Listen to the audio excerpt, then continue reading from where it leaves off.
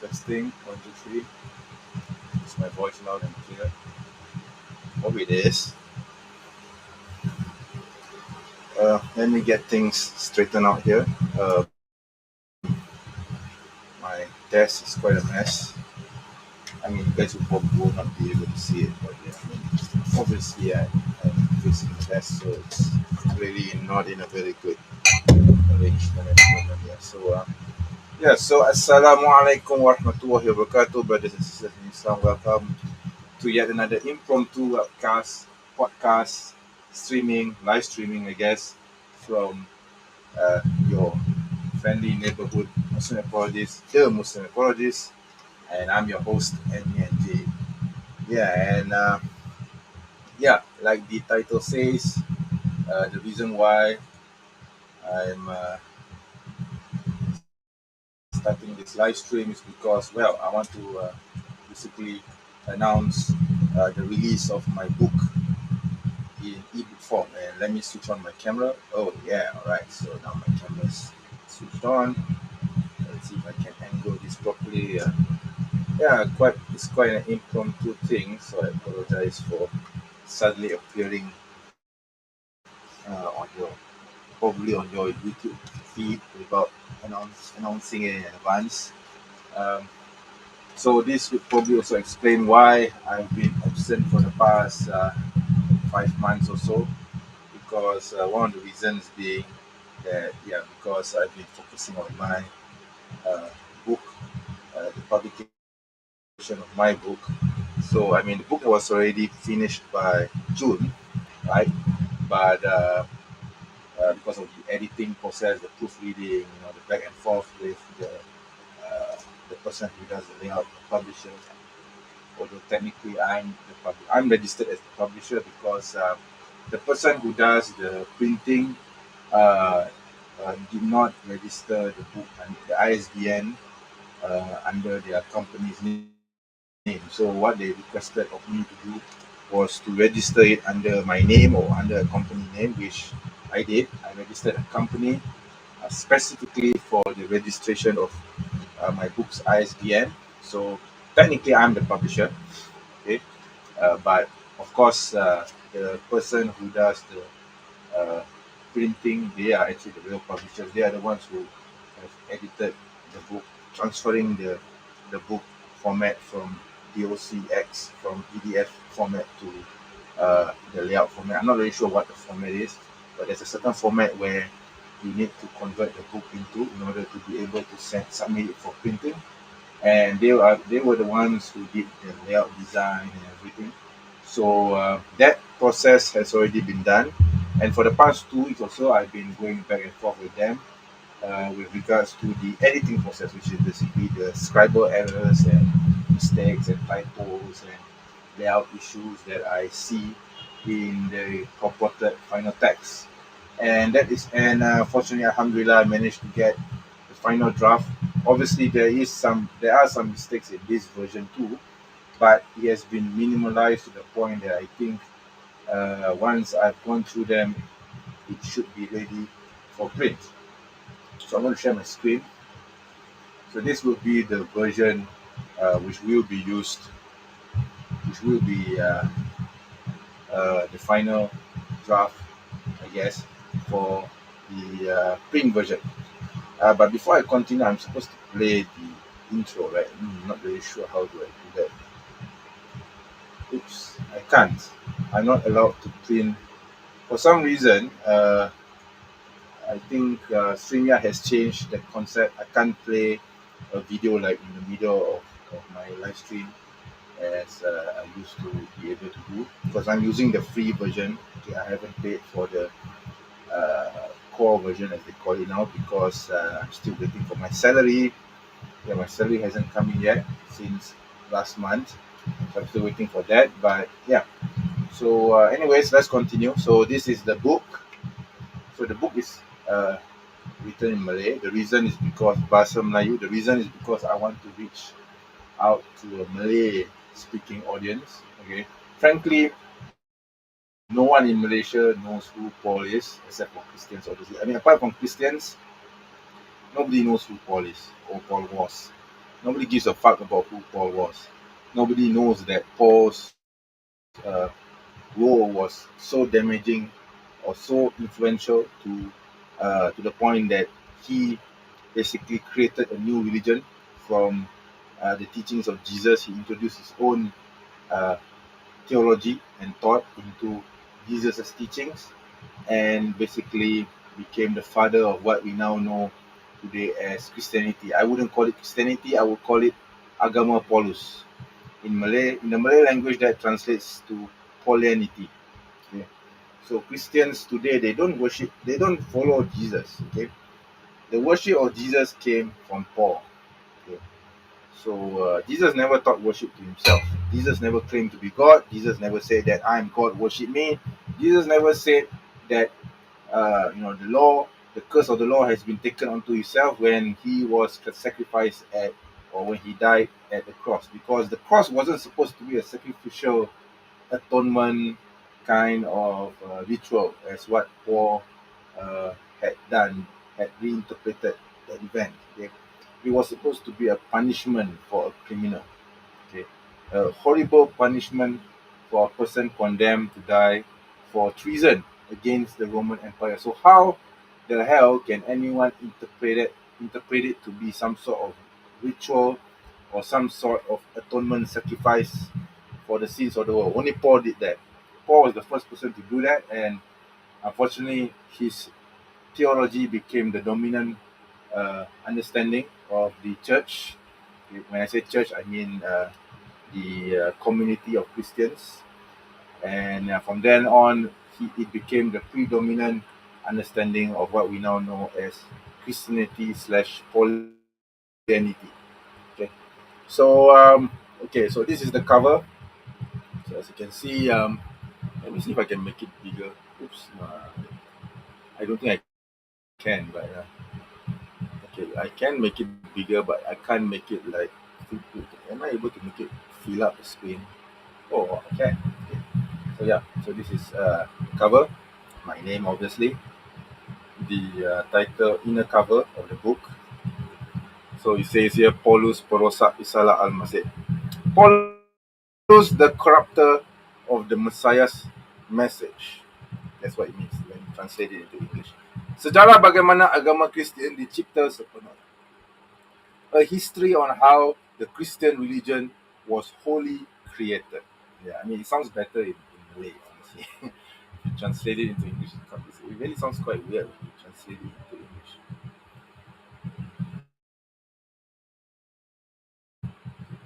So I'm going to continue scrolling. This is the empty page, and this is the dedication page. I mean, basically, this is where I'm going to sign and chop, with my huge. I can't find my. Oh yeah, I have a huge chop for signing books. I've already ordered that several months ago, several weeks ago. And I'm going to use it whenever, if anyone, if I'm at a book signing and anyone wants to get their book signed, autographed, then yeah, I'll be using that. So this will be the page where you know I will be putting the chop. And then this is the publisher details. It says Langgam Fikir. Yeah, that's my company. And then yes, an ISBN. Yeah, that's the most important thing. You must have an ISBN, because if you don't have an ISBN, then this book will be no better than a flyer that you print out at a supermarket and distribute it at a supermarket. Maybe a flyer or some epistle that just distribute it all over without any recognition or without any registration number whatsoever. So an ISBN actually shows that gives some authority to your book, it actually tells those who read your book that your book is considered to be authoritative in its subject matter. Okay, and then I've already registered this book at the British Library, so it's also mentioned here. And I've also registered the book at the National Library of Malaysia. So it says here data pengkatalogkan dalam penerbitan, which actually means cataloging in publication data. So that's just the Malay translation of it. And then it says Perpustakaan Negara Malaysia. So National Library of Malaysia. And then it also says that this record, this book's record can be found at the National Library of Malaysia. And then this is copyright notice. I don't have to translate that, do I? And that's it. And then, yeah, this is the meat of the book, which is the prologue. Sorry, not prologue. Forward. Yeah, the forward of the book. Tata cara means the methodology that I used in this study. Nota data means background notes. And then all these are basically the chapters 1 to 10. So it covers who was Paul, how Saulus became Paul, Paul's dispute with the other apostles, the basics of the religion of Paul, his Paul's influence on the New Testament, wahyu atau plagiat. Is Paul's writings or Paul's teachings a revelation or or plagiarism? And then this is the most interesting chapter actually of it all. Psychobiography Paul's psychobiography. You won't find this anywhere written by anyone in the Malay speaking world. I mean, obviously, I drew this upon English research that was done in English. So obviously, there are people who have done Paul's psychobiography in the English language, but you don't see that being done in Malay. So that's what I did. I have done a psychobiography of Paul in the Malay language, and now once this book has been released, the whole Malay speaking world will know Paul's psychobiography. And then the next chapter is Paulus Bapa Agama Baru. So it means Paul, the father of a new religion. And then yeah, it relates to what's going on currently. I related it to events that are currently happening in the world, in the contemporary world today, due to the influence of Paul. And then the last chapter, the chapter 10, is Pandangan Islam mengenai Paulus. The Islamic view of Paul. So this could actually be found in the English language at Wikipedia because I've contributed a section about Paul's on the topic of the Islamic view of on Paul on this Wikipedia entry. So I'm going to switch to the Wikipedia entry, and you can actually take a look. Uh, okay, let me show that. Can you see? Okay, I hope you guys can see it. And yeah, if you scroll down, okay, if you go to views on Paul in Islam, okay, so you'll find that there is a section here which narrates or which gives the viewpoint, the Islamic viewpoint on Paul, and this was written by me, yours truly. Okay, so I quoted a lot of some of these, a lot of these citations here are quoted in this book of mine, but I did not include all of it. Okay, so yeah, so this is basically the Islamic view with regards to Paul. Oh, I think brother Leaf Flight is here. Assalamualaikum, brother. So Tomodachi. One more thing, Tomodachi. I'm not sure what Tomodachi means, but okay. One more thing. Are you going to include the three messengers in Yasin because apologetics are going to use that? Well, the thing is, I've mentioned it in my book. Yes, of course, I addressed that in my book. But also, I would like to highlight the fact that this was also touched upon in the Wikipedia article on Paul. So if you look at my section, at the section which I wrote about Paul in Wikipedia, you will find that there you go. It says here some tafsir literature, including works by Al-Baghawi and Ibn Kathir, link Paul to verses such as Surah Yasin, which is exactly what you asked just now. Though these interpretations derive from Israelite traditions, are not universally accepted.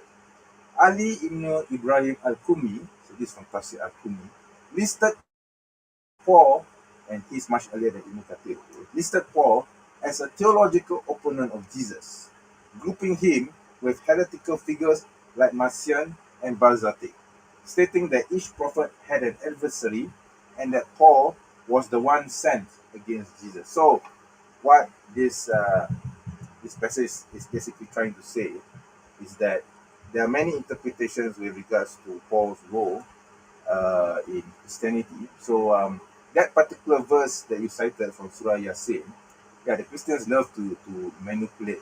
The missionaries love to manipulate the tafsir. By the way, this is from tafsir. This is not from the verse itself.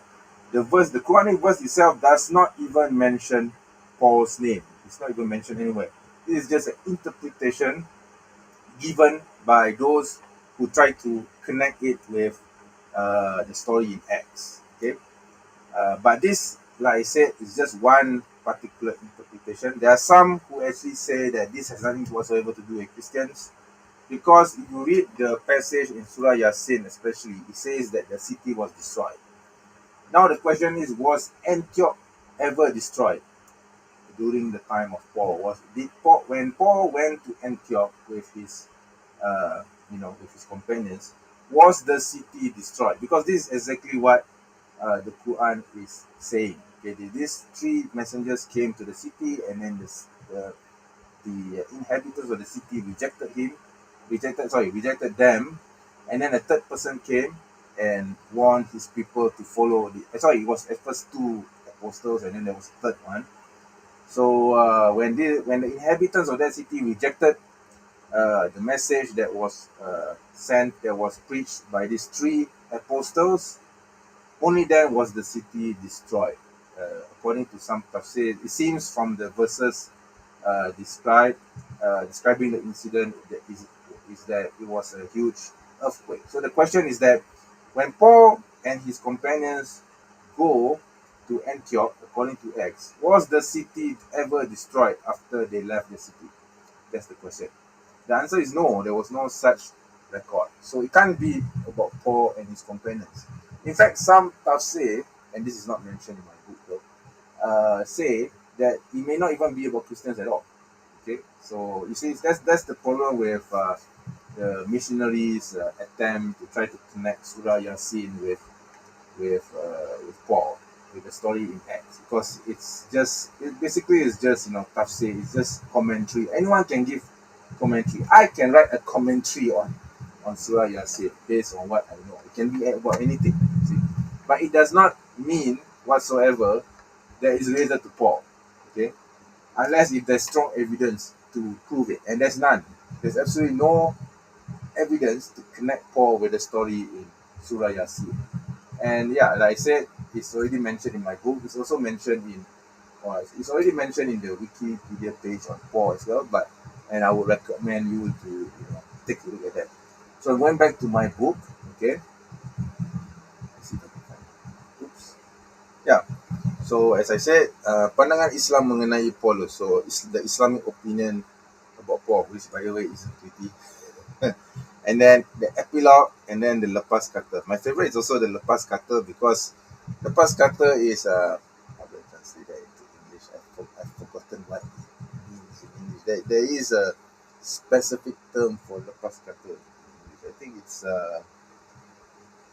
afterward. Yeah, it's afterward. Yeah, afterward. Yeah. So the afterword is interesting because I actually wrote an epistle. I mimicked a Pauline epistle in the style of Paul, and I basically I criticized Paul's teachings and I published it here. So it's a whole chapter on it. So it's an afterword. It was very enjoyable writing, pretending to be Paul, and writing an epistle with Paul's pretending to be Paul. In the style of Paul, sorry. I didn't pretend to be Paul, because the fake epistle clearly wasn't written by Paul. I mean, the whole epistle was basically condemning Paul. But I wrote it in the style of Paul. Yeah, so that's what makes it unique. And then of course we have the glossary, the bibliography, the what's lampiran in Malay? Oh shit, I've forgotten. sorry, yeah, the additional materials, and then of course my biodata. Okay, so we're not going to go through the whole book, obviously, because I'm hoping that you would buy the book at least. I mean, for those of you who do not understand Malay, um, I hope that you buy it anyway. The ebook version at least, because you can probably just run it through ChatGPT and get it translated chapter by chapter, or summarize, or get the points summarized in ChatGPT. It's not hard to do that now. Okay, basically because of AI and the technology of AI and the advancements that we see from AI, you can literally take any book, regardless of whatever language it is, in ebook form, run it through, upload it to ChatGPT, and ask it to translate the parts that you want translated, or you can ask it to translate or not translate, sorry, to summarize each chapter that you want to understand, or you can get the book to just tell you what the hell the points are, what the book is about, and in a language that you're familiar with. See? Arigato for the points, Tomo. Oh, Tomo is brother and friend. Okay, the only Japanese that I know is Choto Mate Kudasai. Choto Mate Kudasai. Okay, it's influenced from anime, and of course, my favorite phrase is Orewa. Sorry, not Orewa. Is it Orewa? Kaizoku Orewa Naru. You know where that's from, right? You know where I took that phrase from, right? Kaizoku Orewa Naru. I know there's too much anime in my head right now. Okay, so so that's unfortunately the only Japanese that I know is from anime. It's not from any other source. Okay, and that's the only thing I can say out loud. Oh my god, I'm unfortunately I can't converse in Japanese with you, even though I've been watching anime since the year 2000. My first anime was Rave Master. Oh, I think you should know what Rave Master is. And Ranma, not the latest Ranma, but the older version, the one that was released in the 1990s. So that Ranma. Oh, I love Ranma. In fact, the new one is good, but I still can't forget the old Ranma. The old uh, anime Ranma version of Ranma was awesome. It helped me a lot in appreciating Japanese culture. Okay, so yeah, so that's where I'm coming from. Yeah, Kaizoku Orewa Naru. Okay, that's a totally different anime. Okay, so this is the forward. So yeah, this is basically praises to. I mean, this is Arabic. Come on, if you are Muslim, you should know what it means. Okay, so it basically says Alhamdulillahi Rabbil Alamin wassalatu wassalamu ala Rasulillah wa ala alihi wa sahbihi ajmain. Okay, and then praises to the messenger, praise to his family, praises to his sahaba, to his companions, and praise to all for all the generations, the tabi'un that came after them. And then my book talks about the intro is basically about the attempts by missionaries to convert the Muslims in Malaysia. So unfortunately, you see, the thing is, I can't translate this book into English directly, word for word. I can't do that because the book is very much localized. It's attuned to the situation in Malaysia and neighboring countries who speak the language basically. So it's like me trying to translate Ranma from Japanese directly into English without attuning, without taking into account the context. Or it's like me translating directly, uh, uh, you know, uh, One Piece, okay, from Japanese into English directly without also taking into account the context. Because there are some scenes in One Piece which are very Japanese, like for example the Wano arc, right? So imagine if I were to translate everything into English directly from that arc, for example. So it's the same thing with my book. Unfortunately I can't translate it into English directly. It's not suited for that. I mean, it was written totally with with the intention of elucidating, and to enlighten the Malay-speaking Muslims in this region. When I say Malay-speaking Muslims, I mean Malaysia, Indonesia, Southern Thailand, Singapore, maybe Southern Thai to a certain, sorry, Southern Philippines to a certain extent, and Brunei. Yeah, so these countries would definitely understand, even though some of the things here are very much Malaysian, and probably some in Indonesia or Brunei won't be able to get what what actually happened, but they would still understand the context because it's in Malay. It's in the native language of the region. Okay, so it's in a language where it's Islamized, where the language is totally Islamized, and the Muslims here would be able to understand completely what the context is. So, keeping that in mind, unfortunately, I can't. That is the reason why I can't translate this directly into English. I mean, I can translate points or certain issues, certain arguments that I've used in this book into English. Okay, things which are a bit more universal, yes. But like for this section, for example, it talks about the Malaysian Constitution here. Skip, and I'm going to read it out in Malay, and not going to translate it. I'm just going to read it out. Meskipun Perlembagaan Malaysia menetapkan secara jelas larangan terhadap penyebaran agama lain kepada umat Islam, melalui Perkara 11.4, pelbagai insiden telah menunjukkan bahawa proses pendakyahan ini terus dijalankan secara aktif dan sistematik selari dengan strategi terselindung. How the hell am I going to translate this into English? I can't. I mean, we're not without explaining what Perlembagaan Malaysia means, not without explaining what Perkara 11.4 means, not without explaining what the hell am I talking about proses pendakyahan terus dijalankan selari dengan strategi terselindung. I can't do that. I can't do that without explaining that. And if I were to actually translate it into English, and then I need to actually explain the context behind it. I need to give definition to the terms that I use, which are very much Malaysian.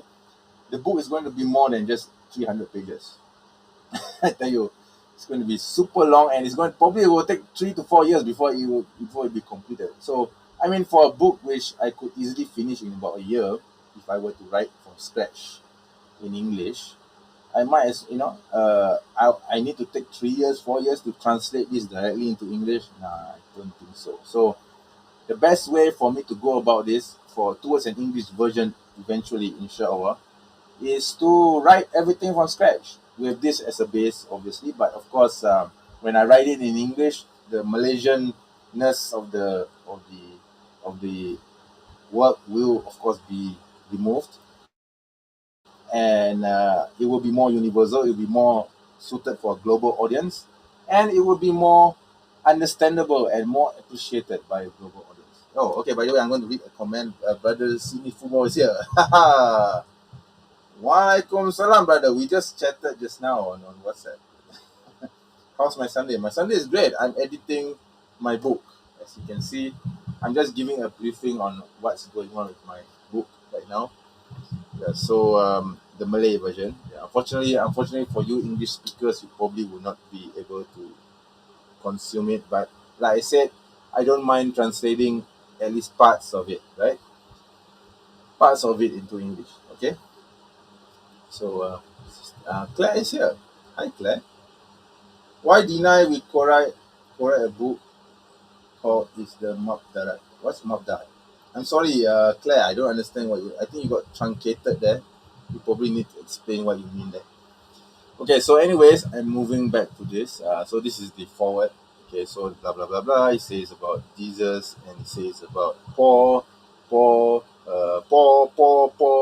did this, Paul did that. I mean, very briefly because it's just a forward. Okay. And then here is where I give my thanks, dedication to certain people who have helped me with the book, and I sign it off. And as you can see, the book began on 4th July 2005, and it was only completed on 2nd June 2025. Exactly 20 years. Oh, okay. No joke. It's really true. I really took 20 years to finish the book. Well, not 20 years writing the book. I mean, like, there were some pauses. I At one point I actually lost the manuscript of this book, hence the time frame disparity. Because somewhere in sometime in 2010, 2009, 2010, I lost the manuscript. It was already like I think it was 50 to 60% completed. I lost the manuscript, and for the next 5 to 10 years, I totally forget about it until 2020. I rediscovered the manuscript in 2020, and I finished the book in 2021. Okay, well, the first draft actually. And then yeah, and then I had to keep it because I wanted to publish it with a friend. Unfortunately, this friend wanted 3K in advance for it to be published, and I don't have that kind of money. 3K ringgit, Malaysian ringgit, and it was not cheap for me. So I had to keep it on. I have to put it on hold until 2025, early this year, when I met this current publisher of mine, and he agreed to publish my book for far less. Okay, so that is why. And then in March, in April, I decided to revise the whole book again. So I was writing. I was spending like about 2 months rewriting chapters, combining chapters, writing a new chapter. Hence, the result that you see now before you. So it was a very long process, but I'm glad that I finished it on on the 2nd of June, and then when I submitted it, and then of course the process of converting the doc file to the layout that is needed to for publication, that took about a month or so, and now I'm going back and forth with the publisher with regards to proofreading. So there's a lot of problems there are a lot of scribal errors in the book, but I think it has been minimized. As I mentioned earlier in the live stream, it has already been minimalized to the point that I think it's already almost ready for publication. So this is the ebook version. I'm actually starting. So like the title says here, I'm releasing the ebook version of this book. So I'm going to be selling this book in PDF format first. Okay, maybe let's see. Maybe if I can get like I don't know, maybe 50 to 100 orders, that'll be great. So once it reaches the mark that I want, the target that I want, then I will, of course, uh, start to sell the printed form. Okay.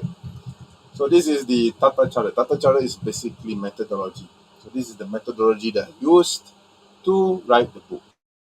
So I'm not going to translate everything. I'm just showing what has been done, what I've done. Okay, and then Nota Lata. So this is a new chapter that I included in this version. So previously, I think it was 2 months ago where I did a live stream on that book, right, on my book, right, and yeah, that version did not have Nota Lata. So this is a new edition of the background. It means background notes, by the way. So I did not have a background notes chapter in the previous iteration of this book. This was added much later, before 2nd June of this year. So so basically what the background notes is about. Basically, it talks about the letters of Paul. Okay, the 14 letters of Paul, only 7 are considered authentic. So the rest are unknown. The 2 Thessalonians, Colossians, Ephesians, First Timothy, Second Timothy, Titus, all these books, all these letters are unknown. Nobody knows who wrote them. I mean, they attribute it to Paul, but it was not Paul who wrote them. And then, of course, we have Hebrews. Hebrews is totally unknown. I mean, it must have been a person who was influenced by Paul, but it was attributed to Paul, but it is not. It was not written by Paul. And then we have the cities which Paul visited throughout his ministry. Okay, I don't like to use the word ministry. Honestly, I think it's more like propaganda visits. Okay, but yeah, just call it ministry. That's the term that Christians use anyway for Paul. So these were the cities that he visited throughout his ministry, and then this is the timeline, Paul's timeline from the year he was born, which was around 5 CE. Okay, the 5th year CE, up to all this, right, all the events that happened uh, to him. And yeah, and then the last date was 68 CE, where he was uh, imprisoned in Rome and executed. by Nero's order. Okay, so he wrote 2 Timothy, the epistle, the 2 Timothy epistle, in sometime in 68 CE, and he was basically uh, beheaded in Rome in 68 CE. Okay, and then this the abbreviations. So I have EBIT, CF, etol, ETC, FF, offset, and so on. So this is pretty much understood, I guess. For those of you who know technical writing, I think this is pretty much straightforward. And then we have chapter 1. So I'm going to just scroll through very, very fast, right? Because I don't want anyone to read this. I want you to buy the book. So this is the Trinity, and then, okay, this is the first chapter. This is the second chapter. Or, okay, I even mentioned the Herodian connection. It is something that no Malay speaking writer has ever done before me. Before me, there's no one who has ever discussed the relationship that Paul may have had with the Herodian family. This theory, of course, was first proposed by Robert Eisenman. Okay, and it was never translated into Malay, so nobody in the Malay speaking world actually knew that Paul was said to have any connection with the Herodian family. Okay, so this is actually quite a popular theory in itself. Obviously, it's a fringe theory. Okay, and I mentioned this in the footnotes. I am fair, even though I despise Paul, I am fair and I do try to be academic. I did say that Robert Eisenman's theory is considered to be fringe and it's not mainstream. Okay, and even though Robert Eisenman gave some strong evidence for it, however, it is not adopted by the mainstream because it's too speculative and there's no evidence whatsoever that the things connecting the story in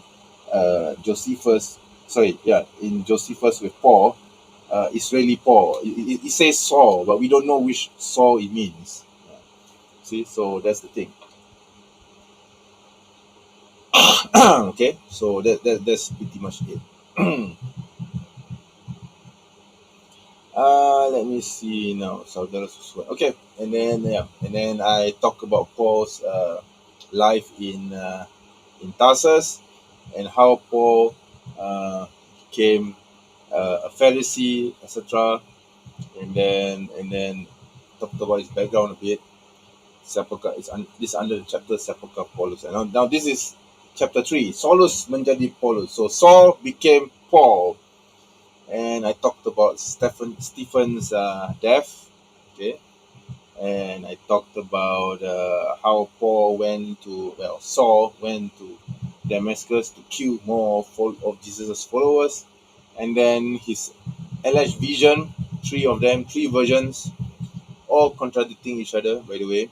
So I did mention this in my book. Yeah, 3 versions. All three do not line up with each other. All three has problems. All three are different accounts actually of the same incident. Okay, so I mentioned this. You won't find this in any Malay written literature about Paul. But in fact, there's no Malay literature about Paul at all. I'm the first. So and then so these are all the things I mentioned, blah blah blah, and I mentioned the mimesis, the criticism.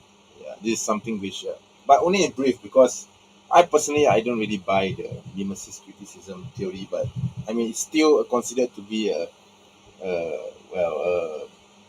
revolutionary uh, subject matter. Okay, so I did mention it. I have to mention it because to keep the readers up to speed, basically. Okay, because if I don't mention it, then what's the point of my writing this book for a Malaysian audience? Because if I don't mention this at all, nobody in the Malay-speaking world would know about mimesis criticism. At least this is a nod to mimesis and to tell the audience, the readers, that there is such a theory that exists in Western academia.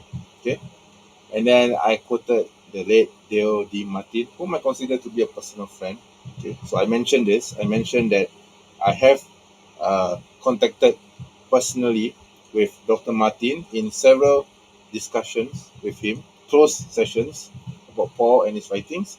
Before his passing, in November 2023. This is basically what the text says here. So I acknowledged my friendship with Dr. Martin, Dr. Dale Martin, and I really like him. Genuinely do appreciate him and his time in entertaining me. At least there were at least 2 or 3 sessions, private sessions with him. I think it was two sessions with him. I have the of the recordings of those sessions, and I'm not sure whether I should publish. I mean, he has passed like 3 years ago, right? He has already been like 2 years since he has passed. Maybe I will release them. I'm not sure. I will need to edit it. I will need to review it again and see whether I should release them as a member only video, or can I like edit them and release them publicly? I don't know. I mean, Dr. Martin told me himself that he doesn't mind whether what I do with the recordings. He said, if you want to keep it, it's up to you. I don't care. He literally said that to me. He said, I told him, of course, before the recording, I told him that I would not publish it if he doesn't want me to. But he said, it's fine, it's up to you. I don't care whatever you do with it. He literally said that to me. So I don't know. I'll have to see whether it is beneficial for me to release it for the public, or should I just keep it, private forever? Because there's nothing incriminating in what he said there personally to him. So everything was academic and pretty much grounded in New Testament textual criticism. So in fact, there are some things in there which kind of made my jaw drop, because he was a believing Christian. He believed in the Trinity. He believed that Jesus was God, and yet some of the things he said goes against his own theology, which is quite strange. He has this cognitive dissonance. You see, the one thing about Dr. Martin is that he has this cognitive dissonance. When he wears the Christian hat, he is a believing Christian who believes that God is in three forms and that Jesus is literally God walking on earth. On the other hand, when he wears the academic hat, he becomes Dale Martin, the scholar who believes that Jesus was crucified, was never raised from the dead, and was probably the body of this person called Jesus was probably dumped in a mass grave and buried somewhere. Yeah, literally, he said that to me in that video that I have. Okay, so yeah, the Dale Martin that I knew had this cognitive dissonance. Okay, but yeah, I mean, oh well. That being said, that's his choice. That was his choice, and I guess now that he's in Barzah, I think he knows what the truth is now. Anyway, so yeah. Anyways, yeah. So this is my the rest of my chapter. So I'm gonna just scroll through and not allow anyone to read it. Sorry. And then I have gone to. So I'm going to chapter 4. Pertelingkahan dengan para hawari. The arguments that uh, Paul had with the followers of Jesus. So okay, I'm going to pause here for a while. I'm going to read a slew of messages from Claire, because Claire is writing some of this. Is the mandate of heaven the mandate of Allah? Would be a better way of reaching out to the Chinese. Yeah, I've heard of the mandate of heaven, but it was something about the emperors, right? But I'm not really familiar with it. Maybe it's something to be looked into. Yeah, why not? Paul was a heretic according to the Halakha. Yes, 200% to that. Yeah. Anti-Semites who hate Christianity say Jews created Christianity and Islam to subvert the Gentile. Nah, I don't think I can buy that theory, because Paul clearly did not have any intention of preaching to Jews. Okay, he basically he disavowed the law. Basically, he pretty much considered Gentiles uh, to be excluded from the law for some reason or another, and he created a new theology, uh, which basically calls the Torah, the laws of the Torah, a curse. Okay, and I don't think any believing Jew would do that, even if it's with the intention to subvert a group of people.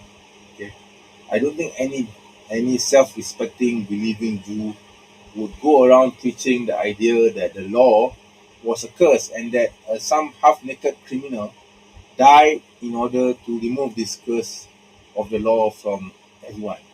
Okay, so no Jew would believe this. No self-respecting, believing Jew would ever preach this. Okay. So okay, yeah. So yeah, I know about your unfortunate interview with Dr. Martin. I think he was a bit pissed off at you at the end, right, Claire? Thanks for introducing me to Dale Martin. He called me an idolater and fascist. Like he did. Okay. Pause them for educational purposes. Yeah, I might, but I don't want to give it out for free. I think it has to be in the form of a membership subscription. I think at the very least, because I did tell him that I did not want to publish this publicly. Although, like I said, he didn't mind. He didn't mind my publishing it publicly, but I want to honor that deal with him. However, I feel that it's important that the video should be watched by at least some people. So maybe I'll go for a subscription model where if anyone wants to watch those videos which were recorded privately with Dr. Martin, they can pay for it. Okay, so it's not. So I'm actually keeping a promise to him. So the videos aren't public, but at the same time, it will give benefit to those who are willing to pay for it. So I think that's the best. Probably that's going to be the best option for me. Isn't Dale Martin in Barzakh now? Yes, he is. The short answer is yes, he is. Okay, yeah, at least uh, in the Islamic understanding of things, yes, he is. So alright, so chapter 4, pertelingkahan dengan para Hawari. Okay. Okay, brother Dread inside.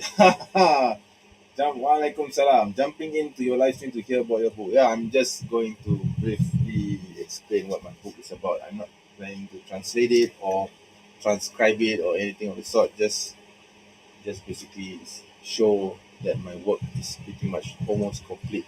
So what I've already mentioned earlier before you join is that I'm opening up this book for sale in ebook form because basically the ebook form is complete, albeit with some scribal errors, which I think doesn't matter.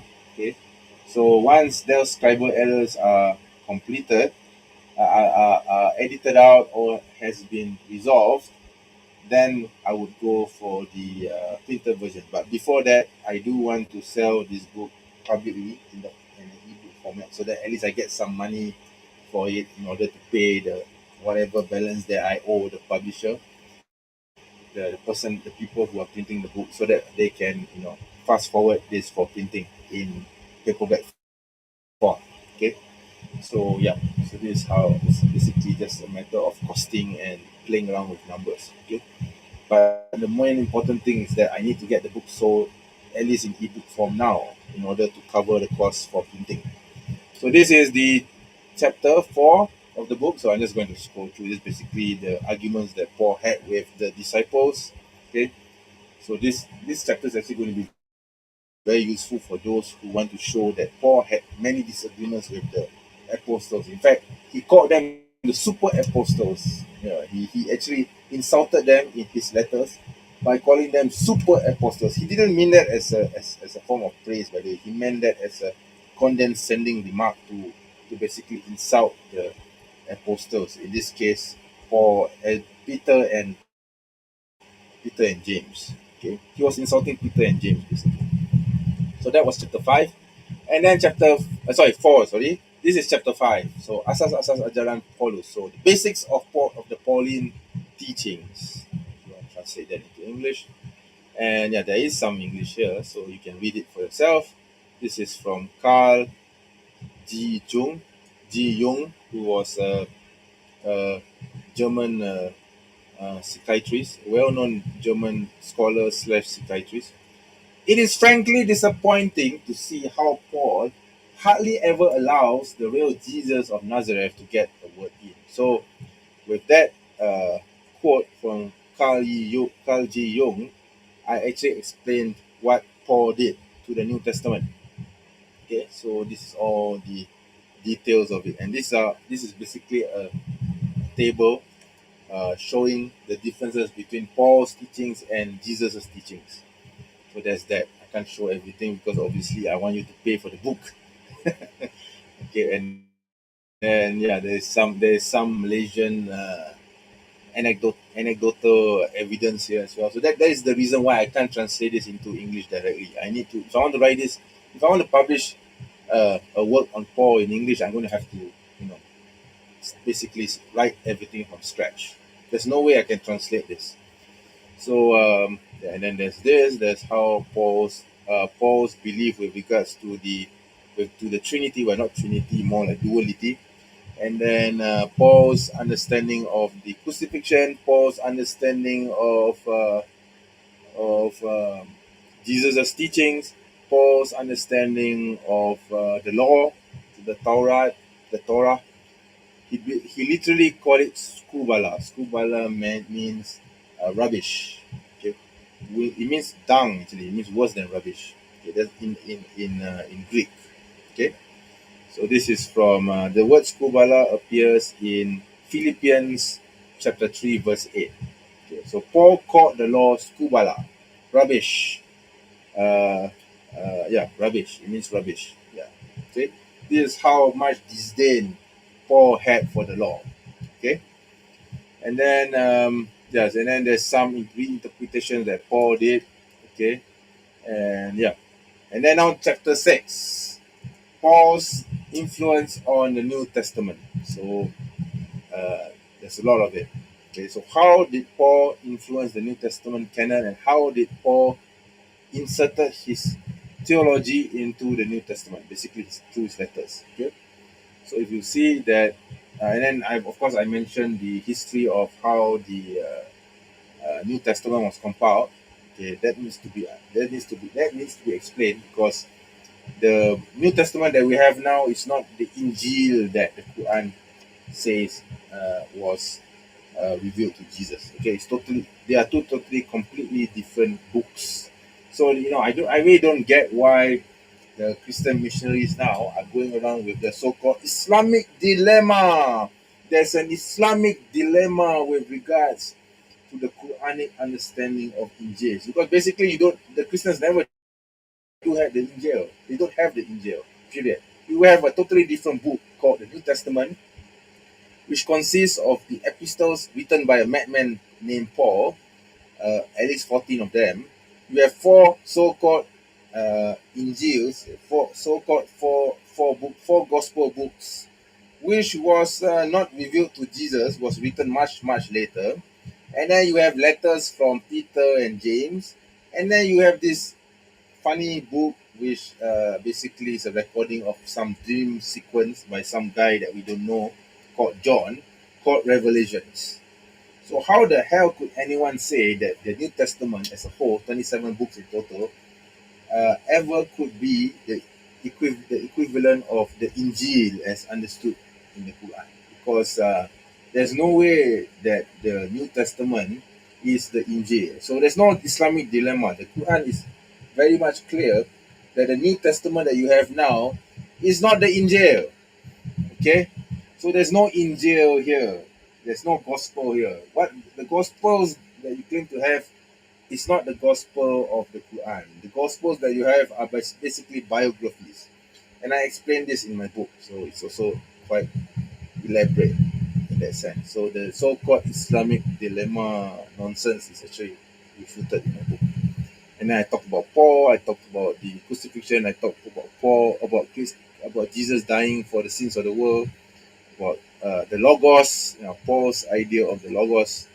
This is actually quite important. And then I talked about the funny things that Paul talks about in his letters.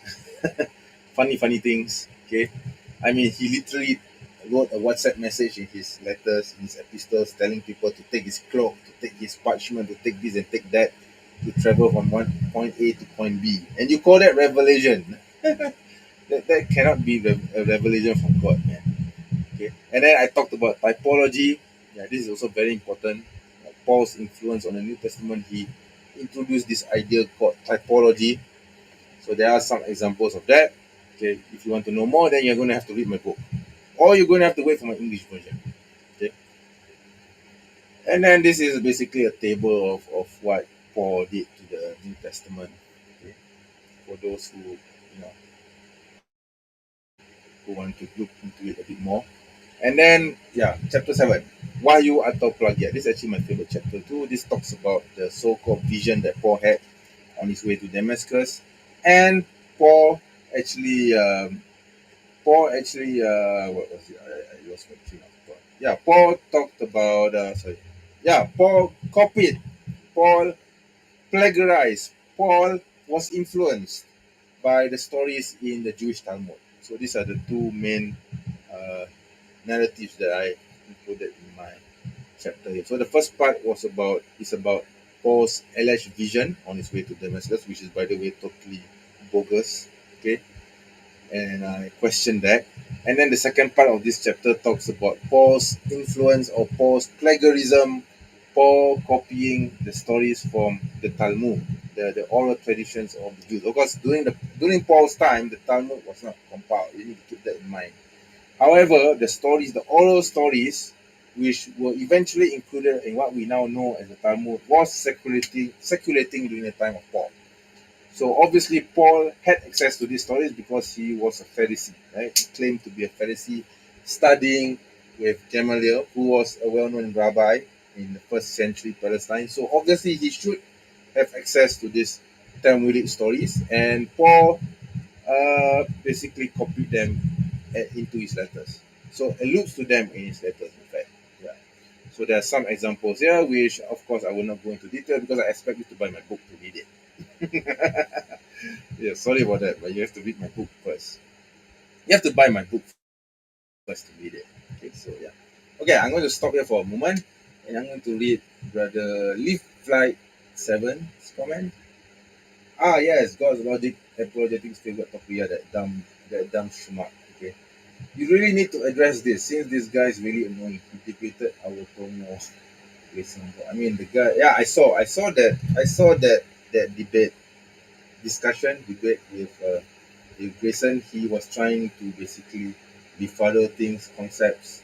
I hope Grayson did not get influenced by him. By the way, I'm not really sure what happened to Grayson. Is he a Muslim now, or is he still finding his way through religion? I haven't gone to his channel in quite a while, and Grayson hasn't been going on live for the past several months, now, like several weeks, several months. Like, I think the last time I was on his channel was like I don't remember the last time when I was in his channel. So maybe you would know what's going on with Grayson. So I find it weird to use his last name Brock because it reminds me of it reminds me of of Eddie Brock, the the character in Spider-Man, who is also known as Venom. His last name is actually his last name reminds me of Eddie Brock. So whenever I see his last name, the image of Venom comes into my mind. Yeah, that is why I prefer to call him just Grayson. Yeah, I don't want to use his last name because the last name really makes me feel a bit weird. Okay. His searching is now in Indonesia. Oh, that's just next door because I'm in Malaysia. I'm in Malaysia, by the way, brother. So Indonesia is not that far from well, it's a few 100,000. It's about 1,000 kilometers away, but yeah, it's our nearest neighbor. Okay. How is Christianity not idolatry? Good question. Yeah, I mean it is. It is idolatry, but Christians are going to just avoid the topic. Okay, now chapter 8.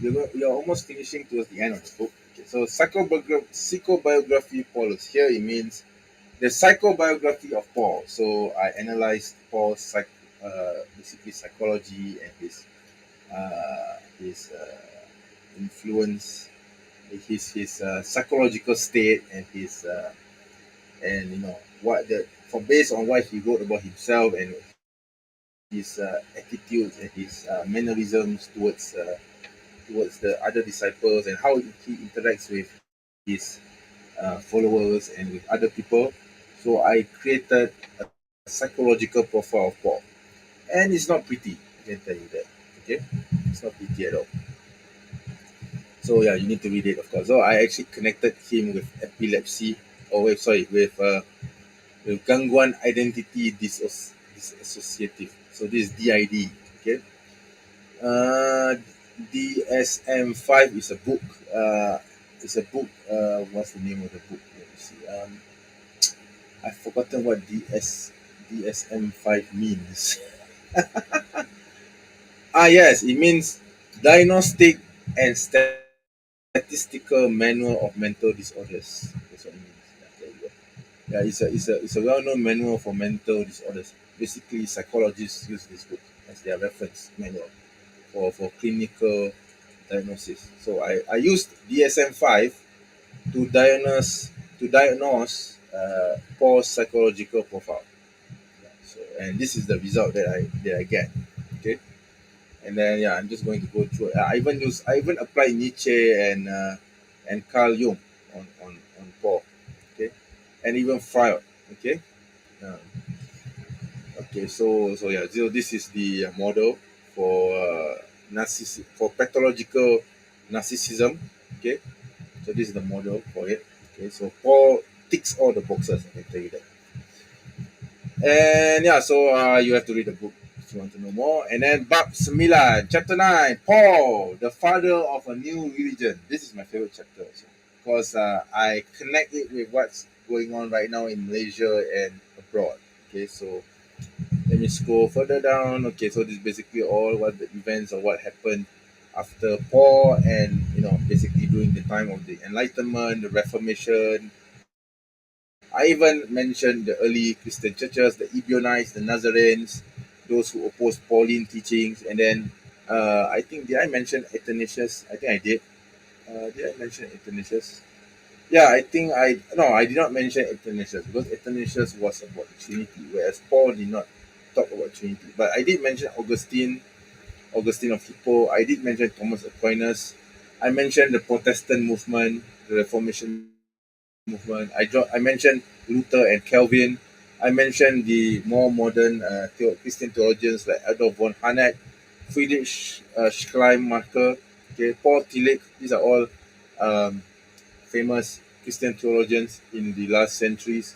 So Soren Kierkegaard, okay, Karl Barth, especially he's quite influential.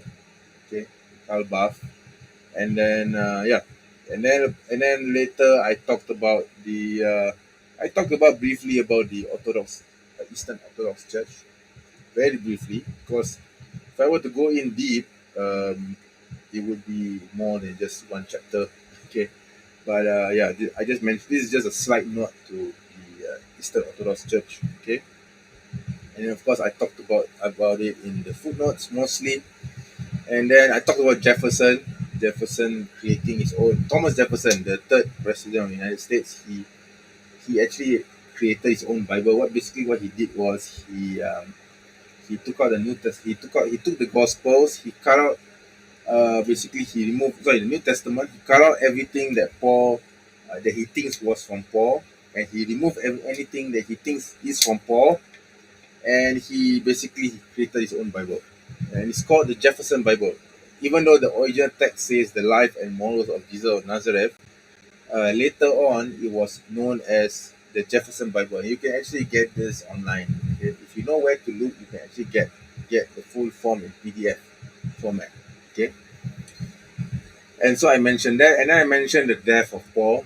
Okay, and then I mentioned why I asked why Paul's death was never included in the New Testament. Why do you have his letters included in your New Testament, but his death was never mentioned his exact the exact reasons for his death was never included in the book in the New Testament. Okay, and then I talked about Paul's skull, which is right now at the Vatican, together with Peter's skull. Yeah, that's quite macabre, isn't it? Yeah, but I talked about some things about Paul's death here, and then so this is in English, so I think you can read it. Paul's words are not the words of God; they are the words of Paul. Okay, this is by John Shelby Spong. Okay, John Shelby Spong was was a Episcopalian bishop.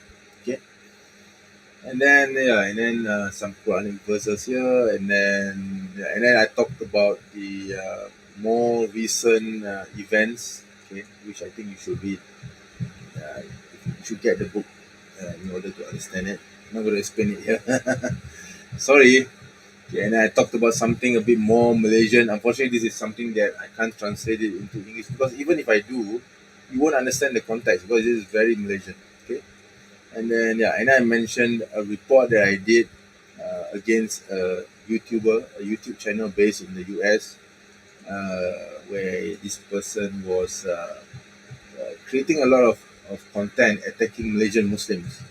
Okay, basically evangelizing to Malaysian Muslims, which is, by the way, a no-no in our country. You are not allowed whatsoever to evangelize to Muslims in Malaysia. So it's against the law. And I reported this guy to the MCMC, okay, the Multimedia Communications Commission, okay, in Malaysia. And then that's it. And then now this is chapter 10. Pandangan Islam mengenai Paul. Okay, so this actually means the Islamic view of Paul. And I've already mentioned this before, so I don't think I need to repeat it. But basically, no, Paul is not acknowledged anywhere in our tradition, not at all.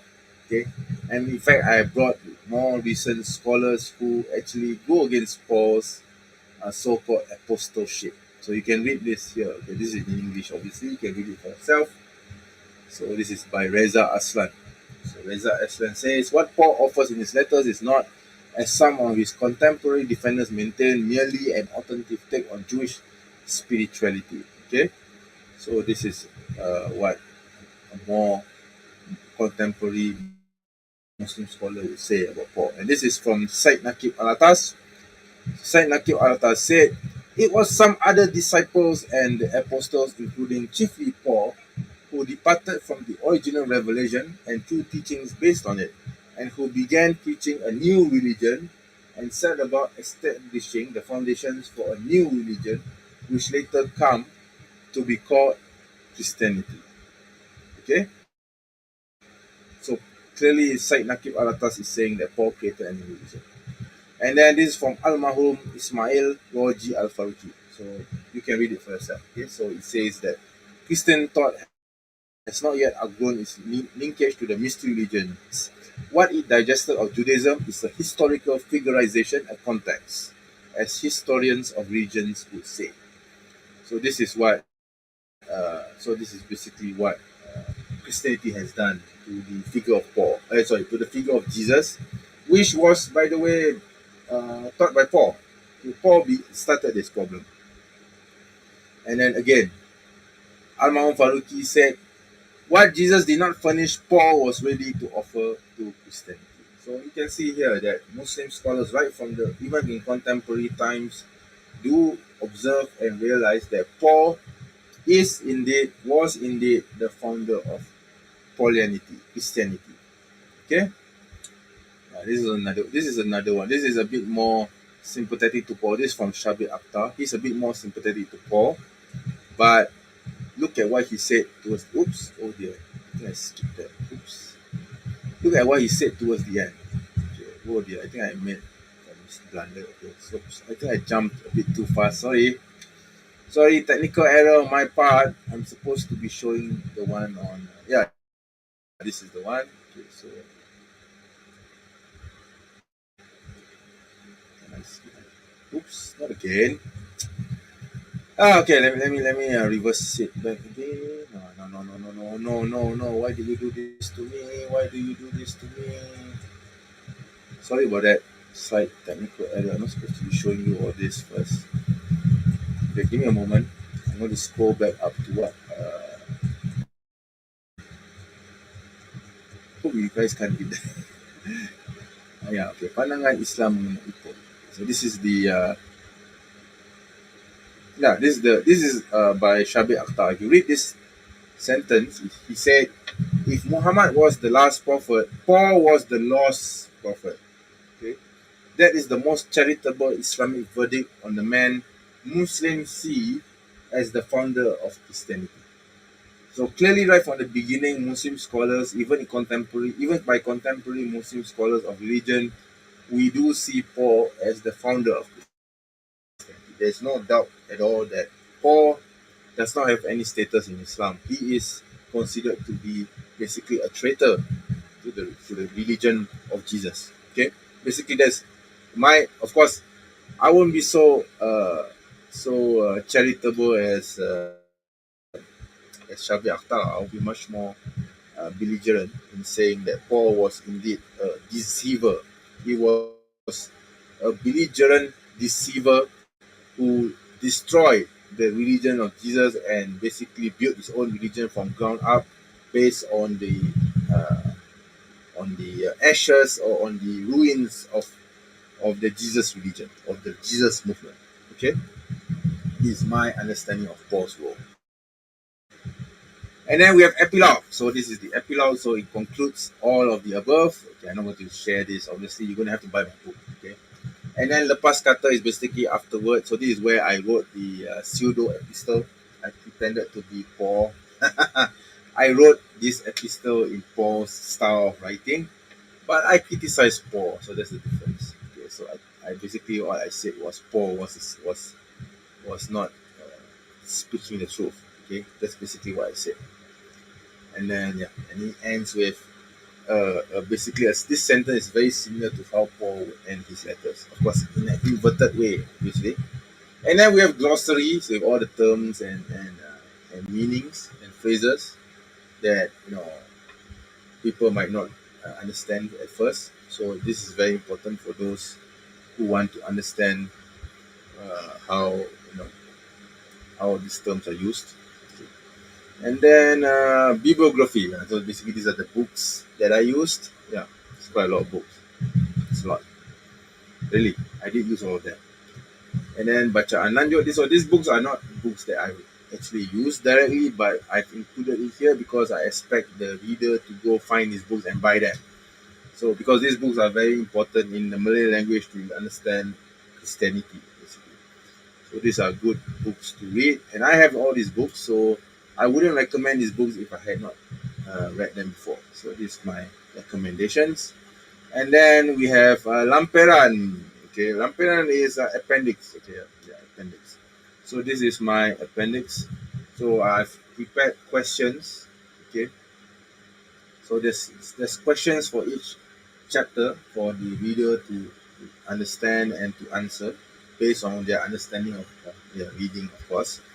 And this can be done in a classroom setting or in a group setting where discussions can be initiated. Okay, so that's what I've done. And then there's my handsome face. Basically, this is the biodata. Okay, and then it talks about about me. Okay, so who else? This is me, right? Okay, and yeah, that's it. That's my book, and it's over.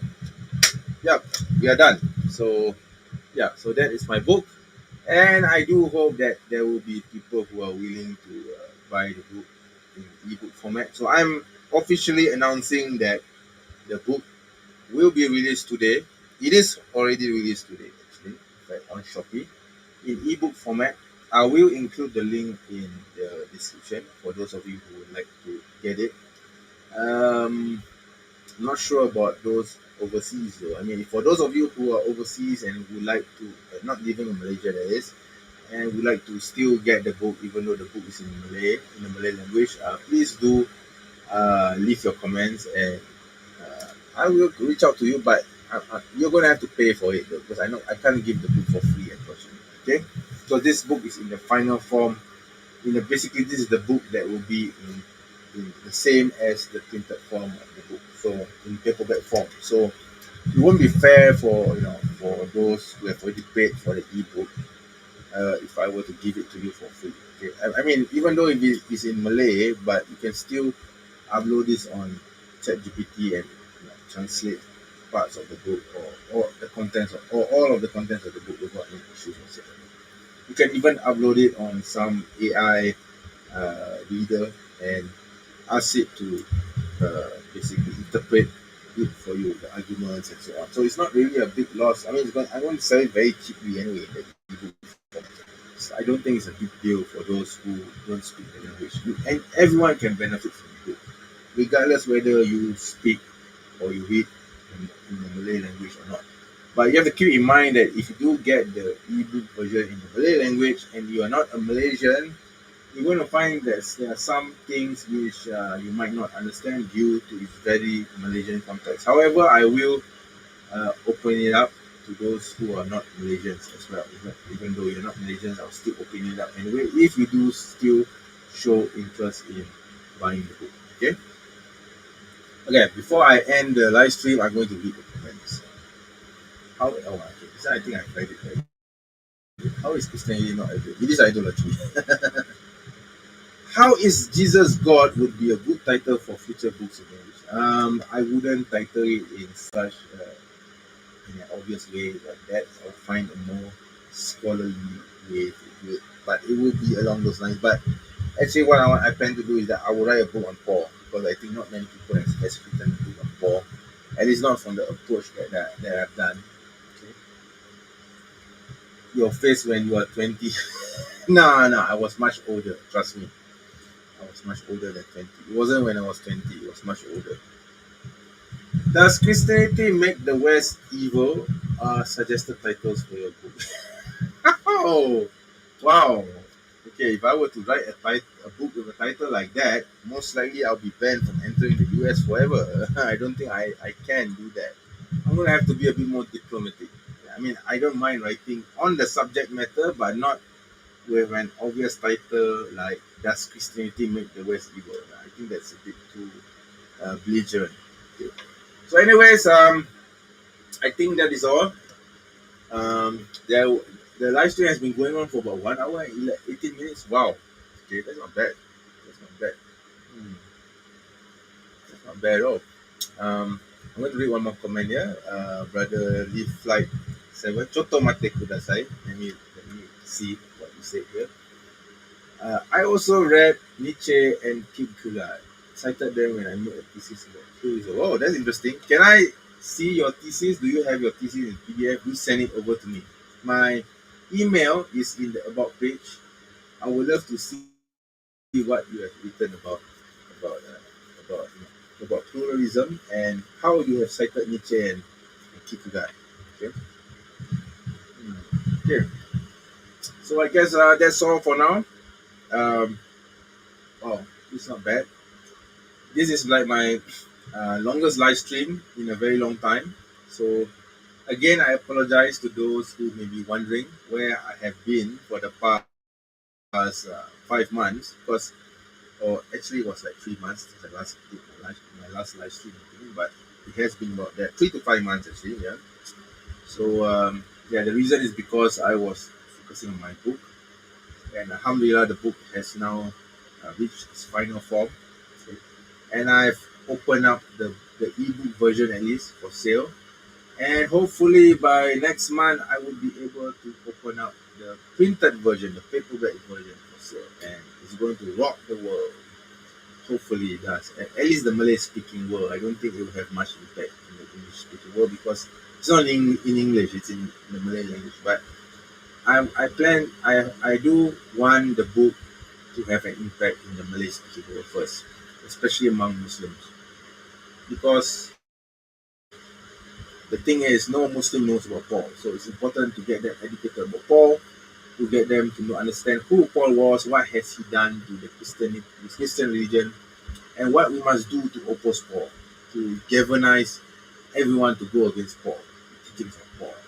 Okay, so the Christianity of today is not by Jesus; it is by Paul. That's the most number one important point that we need to understand. So nothing that the Christians today believe in is from Jesus. Jesus is just a lip service. The main theology, the main beliefs that they have are all from Paul. So that's basically my premise of the book. And with that, I think I'm going to have to end this here. Thank you very much for watching me blabber for the past 1 hour and 20 minutes. There's 5 people right now watching this live stream. Previously, there was I think there was 8 to 9 people at one point. And I do appreciate everyone coming in here, even though this book is It's about Paul, but written in Malay, in the Malay language, which I'm sure not everyone understands. At least the viewers who are watching my live stream right now understands. But I do appreciate you all coming here and your listening to me explaining the contents of the book, and that is good enough for me. And let's hope that the Malay speaking public would receive the book well. And I do hope that there will be some sales coming in, because it's important for me to get sales too. Yeah, I mean it's not charity here, even though in a way this is my form of jihad against Paul, but I still need to get some sales from it, right? And hopefully that can be used to print more books, because I've initially ordered for 100 units first. Hopefully, once if the sales picks up well, then I can order another 100 units, and then another 100 units, and probably increase it to 1,000 units, and we'll see what happens from there. And with that, thank you very much for watching my live stream. Hopefully, I'll see you again in the future live stream. So, just as a side note, I won't be uploading any videos or having any live streams for the next few months, at least. At least not until probably maybe closer to November or December, because of my promoting the book. And I will continue updating my community section, obviously, but I will not be posting any new videos or live streams unless if the situation calls for it, and yeah, but otherwise no. And I don't foresee that there will be any situation that warrants me coming on live online, at least not for now. Okay, unless, like I said, there's something that requires my attention, that requires me to be online, then yes, I will do a live stream in the next coming months. Otherwise, the earliest I think I will reappear again on your live stream, on your YouTube feed, would be probably sometime in November or December. And then the program will continue as usual, because by then the euphoria about the book will have died down, and then things will have picked up. Hopefully things will have picked up well, and yeah, I can continue with producing more content for TMA. So a lot of things that I want done for TMA has been put on hold because I'm prioritizing the book of Paul. Yeah, just so you know. So just so you know why I've been quite silent. I've been silent for the past 5 months, and this will continue until things are settled at my end. And with that, thank you very much for coming on to my live stream. Hopefully I'll see you again in the future live stream. Assalamualaikum warahmatullahi wabarakatuh.